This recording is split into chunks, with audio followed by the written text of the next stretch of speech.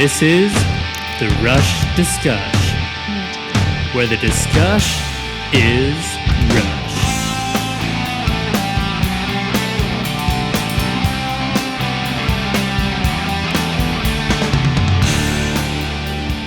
Welcome back.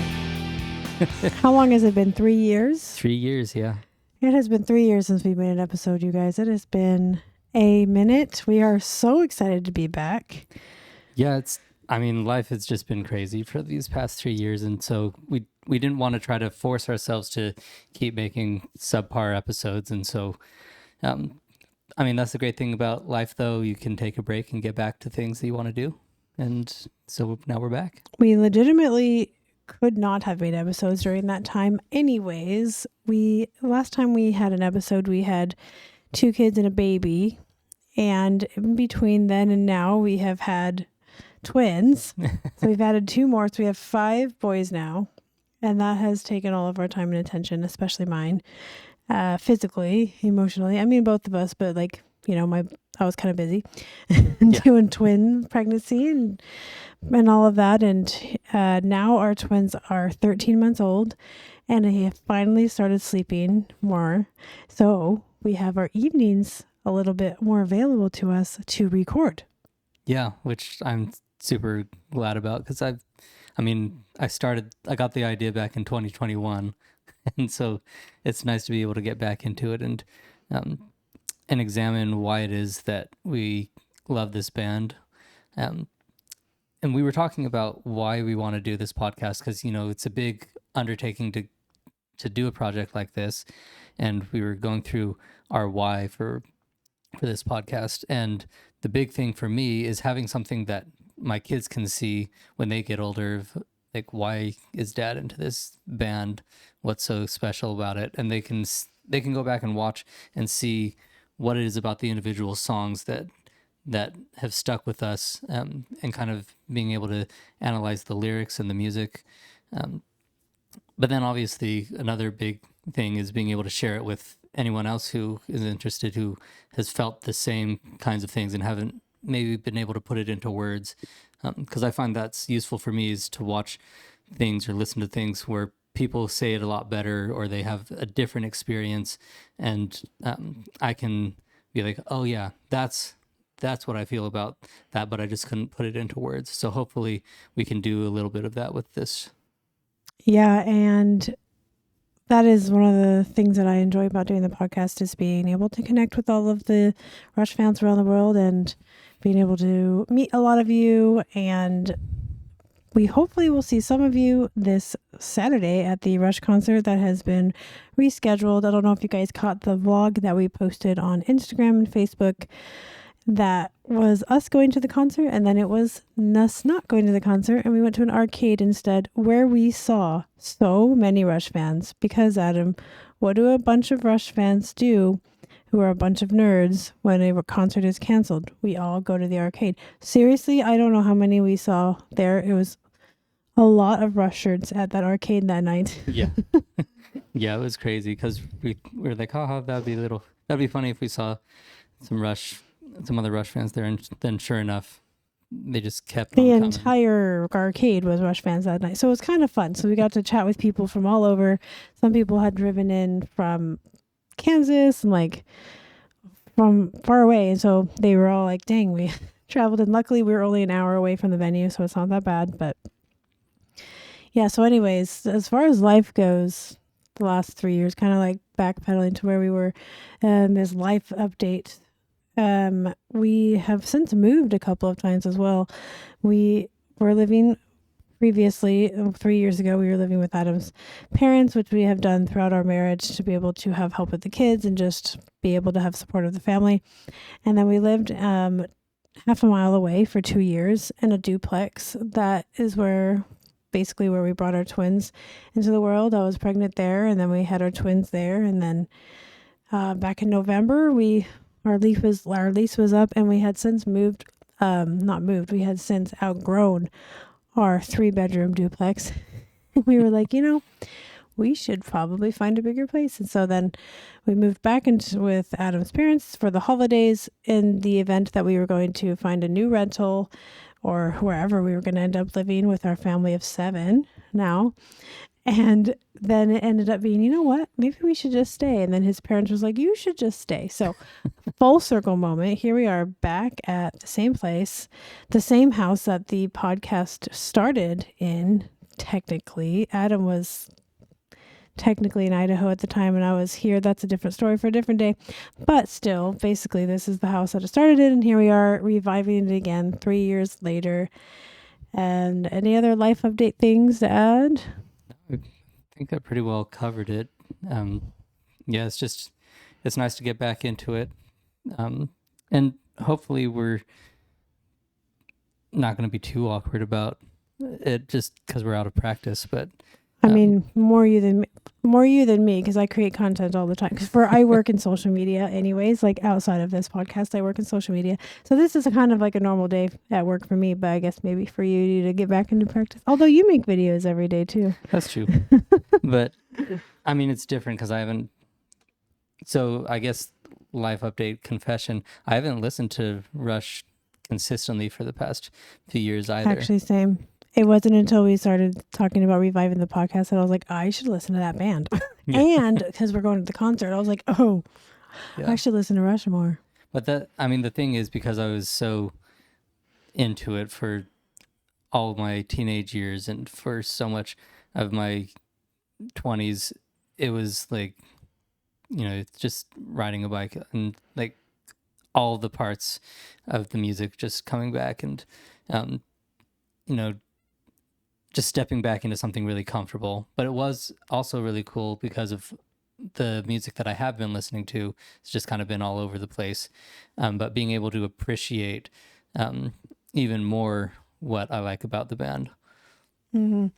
I've actually really enjoyed the experience of diving back into the band and being like, oh yes, I love this song. And oh my gosh, this bass part. And this is kind of a weird side thing, but I recently purchased AirPods for the first time. So the AirPods Pro 3 or whatever, the ones that I have.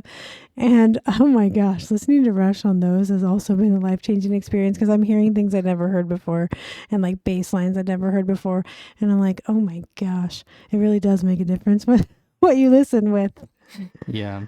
I'm not saying you have to get AirPods to listen to Rush. I'm not saying that. I just mean like it's been a really cool listening experience with like better equipment. Yeah. Like I have a decent pair of in-ears that I work in, and you do too. So Yeah. being able to hear things a lot more clearly, and then just using some cheap earbuds, it's really nice. So we're gonna pick up where we left off last time, which, funny enough, was at the end of a bracket. I know, we literally left everyone hanging at the end of the bracket of who's going to be the winner of the Odd Ducks. Yes. So just to recap about this bracket and why it's the Odd Ducks bracket, these were all songs that I felt like were just a little bit outside of Rush's norm, which is, what is normal with this band, because every album has a different sound. But then within that sound for that album, these were tracks that I felt like kind of stepped out a little bit more and were kind of more experimental, or just kind of a different flavor that we don't really get from them a lot. So if you want to take us through what those were and fill us in on the winners from each of those pair-ups. Yeah, so the Odd Ducks bracket consists of Best I Can versus Sun and Moon. Sun and Moon won. Twilight Zone versus Bet Your Life. Bet Your Life won. Vital Signs versus Bravest Face. Bravest Face was the winner. Kid Gloves versus How It Is, and How It Is the winner for that one. And then lastly, Cinderella Man versus Totem, and Cinderella Man won that pairing. So that leaves us with Sun and Moon versus Bet Your Life, Bravest Face versus How It Is, and Cinderella Man. Yeah, and Cinderella Man gets a bye for the next round, and then the winner of Sun and Moon and Bet Your Life, that winner will get a bye to the final. Not that there's any anything other than just we had to make the bracket work out. Yeah, it's just the number of songs in the bracket. It's nothing against anything. So where are we starting with this, Adam? Well, first, I thought, like, when I went back to listen and looked at the winners, I was surprised at some of our picks. I think I was too, because I was looking at these and I'm writing them down. I'm like, really? We picked that? I mean, 3 years ago, us is also not today, us too. So this is also very fascinating in that we're continuing this project. Not the same people we were 3 years ago, because I am not that person either. Yeah, like, it was interesting to listen to these tracks again and be like, have my initial reaction of, I can't believe this one won when we went through this before, and then listen and be like, okay, I can see why we would have gone this way. And so it would be interesting, whenever we do finish this project, to maybe go back and revisit some and see if we vote differently. Yeah, if we would have chosen the same. Yeah. But as it is, I think let's just start with Sun and Moon versus Bet Your Life. Do you have any initial thoughts about that? That's really hard. I mean, I say that a lot. I'm sure I've said that a lot through the last years of doing this podcast. But I love both of these songs so much.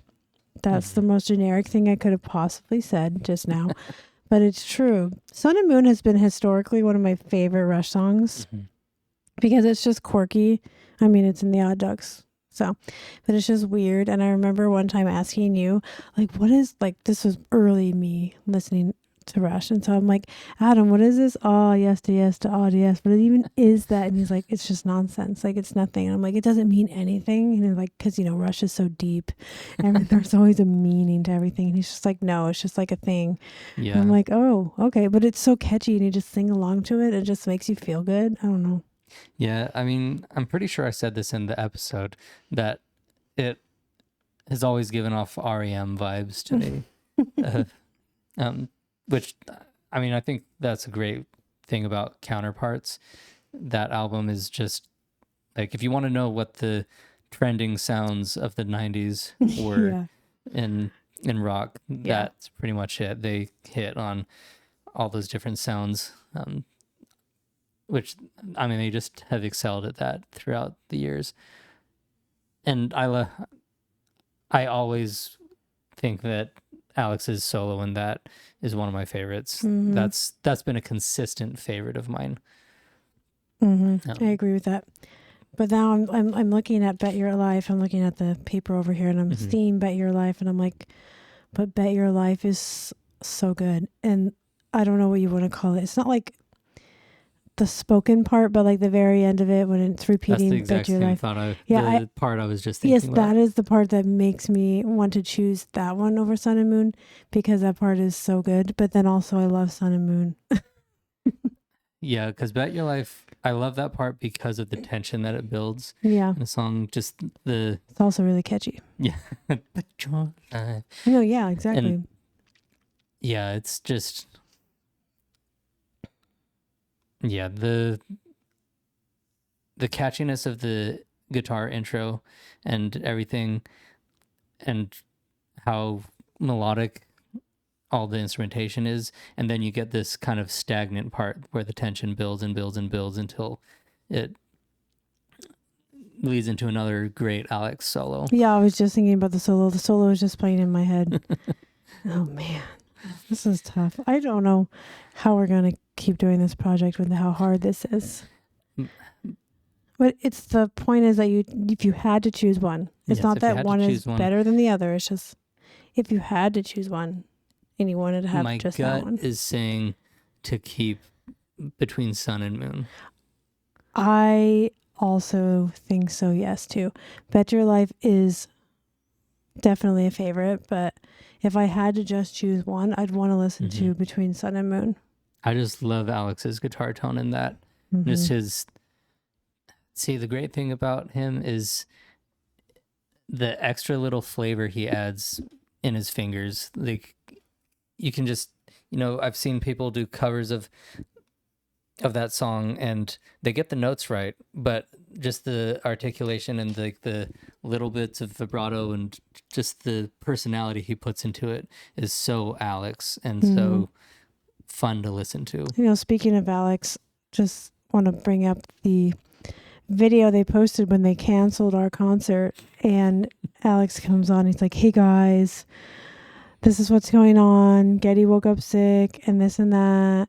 And I was like, wow, Alex is being sincere. Like, this is so sweet of him. And then it was like 2 seconds later, he's like, yeah, just can't get him to shut up or whatever he said. Yeah. And I was like, there it is. There it is. Yeah.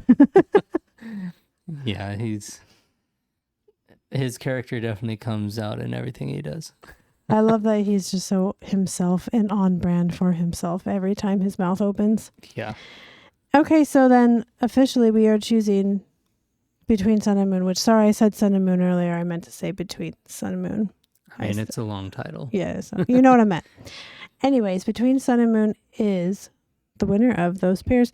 So that takes us to Bravest Face versus How It Is. I already know what one I want. How it is how it is. And that's how it is. That's how it's going to be, Adam. Yeah. Bravest Face is wonderful, but How It Is just so special. Wait, that's our outro. Yeah, I mean, yeah.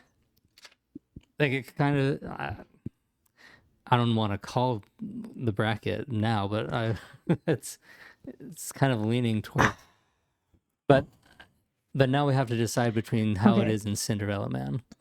Because Between Sun and Moon gets a bye to the end. Oh, that's right. Okay. Cinderella Man is such a classic, though. Like, it's one of those, like, you think about Rush and you think of Cinderella Man. I think, honestly, it is the only song on this bracket that can actually compete with How It Is for me. Oh, I agree. It's definitely the strongest competitor here in this bracket right now. Because that is like one of the most iconic Rush songs. Like, if you have a Rush playlist growing up and you have like the classics on it, you have Limelight, you have Spirit of Radio, you're probably also going to have Cinderella Man on that mix with like the iconic ones, the ones that are on the radio, stuff like that. And so because of that, it's hard to choose because like that means we'd be giving up Cinderella Man for How It Is. Yeah, but I think more people need to listen to How It Is. But I That's think true. both of them really epitomize to me the odd duck nature of these songs. See, and when you originally made this bracket and you put Cinderella Man in there, I was surprised that you even put it in there because I'm like, I don't feel like that's an odd duck. I feel like, I guess if you argue that it doesn't fit in any of the other categories, then that makes sense. But I was like, I don't feel like that's very odd ducky. Well, the biggest thing for me is that it has more of a funk inspired bass line. It's got lyrics by Getty. It is, I guess it is a little bit different for those reasons. Yeah, and so it just has a different feel than just about any other song from that album, and then also just that era. Yeah. I'm still struggling with this decision, though. And also, I don't want people to think that we chose How It Is just because we're biased, because it's our outro. I'm just kidding. I do really like How It Is, though. That's the one I consistently sing along to out loud every time it comes on. I think I'm going to go with How It Is. Open to be swayed, but I would pick How It Is because I think more people need to listen to it. Yeah, that's true. And I think it shows another side to Rush that a lot of people aren't willing to entertain. Like when you're talking with people and they're just like, I just don't like that band because it's like fill in the blank reasons. Yeah. That's a song that I think more people can listen to and be able to take a step away from what they think about Rush and be able to see the kind of musicians that they are. Well, and also just that intro alone. I'm thinking about the intro of How It Is. It's like, it's acoustic. It's so Alex. It's so pure. It's very pleasing to listen to. It's not like their other intros. It's not like a lot of their songs. Like Between Sun and Moon is an excellent song, but like the beginning of it sounds like a Rush song. Like it sounds like a rock song. Whereas like How It Is, Yeah. you're like, you don't know what it's gonna be. Yeah. You know. Well, and I think too, it's just such a. I think it's probably one of their most progressive songs in terms of pointing the way to where they are going to progress. Right, exactly. It's going to point towards the future. Because you've got Getty's, really forward bass where he is strumming a lot, and he's like just that really percussive sound that he really leans into in later albums. And just I think of it in the same kind of place as in Snakes and Arrows, where you have that constant shifting from light and airy sound and then to kind of a heavier sound. Mm-hmm. And I think that it's really well done on How It Is. As much as it pains me to leave Between Sun and Moon behind, I do feel that we have our winner of the Odd Ducks bracket as How It Is. And that's how it is, how it's going to be. Yeah. And now I want to go listen to that song like right now. Yeah. Well, I mean, we'll get to for a little bit at the end of this episode. That's true. In our outro, you all get to hear a little snippet of How It Is. Yeah. And so then for the next bracket that we'll be doing, I still technically haven't come up with a name for it because it's all of the leftover songs that I had when I was pairing everything up.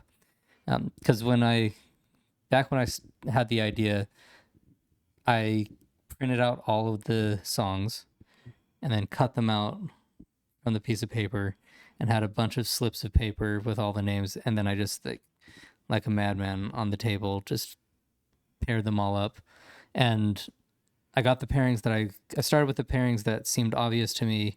And then as time went on, I was left with, okay, now you've got all these other things that don't have a specific pair. How are you going to work these in? And then that's what this bracket ended up being. So it's like a necessity because all of the songs need to be paired. But I didn't have like an overarching idea behind the bracket. And so I think the working title was just The Leftovers. I think that's hilarious. We could call it The Leftovers or What's Left. Yeah. Or people could vote on what they come up with their own names for it. And then at the very end, when we're doing the final bracket, we could just have one of those. All 5 of our listeners. Yay. There's got to be more than 5 of you guys out there. We really appreciate you guys listening. It's been a lot of fun to do this project again. And we will be releasing every Wednesday. Yeah, so we'll be releasing in the evening on Wednesdays. So likely, unless you're wanting to listen to a podcast Wednesday evening, you'll probably hear it Thursday morning. But we've got a new setup. Eventually, we would like to start streaming live as we do this. Which would be so fun for you guys to join us. If you wanted to hit up the chat and just chat with us while we record, that would be so much fun. We're getting that set up right now. Yeah.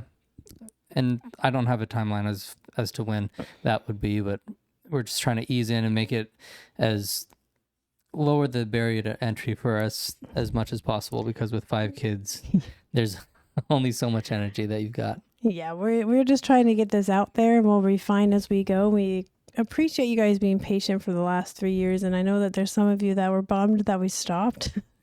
And so we appreciate you, and we look forward to recording more and perhaps some really cool merch in the future. I don't know, maybe. Yeah. Yeah, and then coming up too, we're going to do a special episode recapping our concert experience and talking about our impressions about everything concert related. But like when I go, because I'm an audio engineer, And every time I go to a concert, it's just like my brain will flip into work mode, and I'll start analyzing the mix and start thinking about things that I might have done differently. But I'm excited to see Rush now that I've got a lot more experience, because the last time I saw them for the R40, I was still fairly new to doing audio stuff, and so it'll be interesting to hear with older ears. And Yeah, more experienced. yeah. I'm just excited because I've never been able to see Rush. I mentioned this in the vlog that we posted, that I came to be a Rush fan too late in life, and they had already stopped touring.